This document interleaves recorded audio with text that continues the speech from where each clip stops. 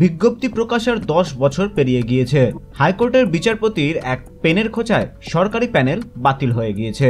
দ্বিতীয় দফায় চাকরি প্রার্থীদের সাক্ষাৎকার নেওয়ার পর আরও এক দফা প্যানেল প্রকাশিত হয়। কাউন্সেলিং হয়ে গিয়েছে, তারপরেও নিয়োগ প্রক্রিয়া স্থগিত।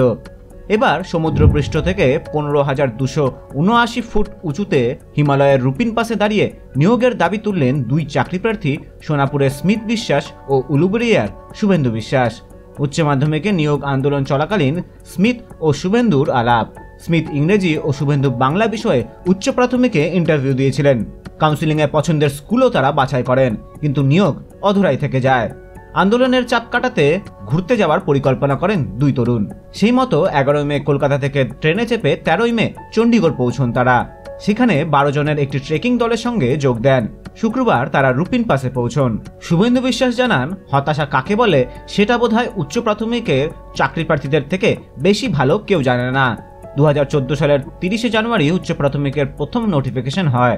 পরের বছর 10 জুন ফের অনলাইনে নোটিফিকেশন হয়। ওই বছরের 16 আগস্ট লিখিত পরীক্ষা ও 14 সেপ্টেম্বর ফল প্রকাশিত হয়েছিল। সদিচ্ছার অভাবের জন্যই নিয়োগ দেওয়া হচ্ছে না বলেই অভিযোগ করেন তিনি। স্মিথ বিশ্বাস জানান, স্কুল সার্ভিস কমিশন দীর্ঘ 10 বছর ধরে নিয়োগ সম্পন্ন করতে পারেনি। হাইকোর্টের তত্ত্বাবধানে দ্বিতীয়বার ইন্টারভিউ হয়েছে। তার প্রশ্ন, আর কতদিন তাদের বঞ্চিত হয়ে থাকতে হবে।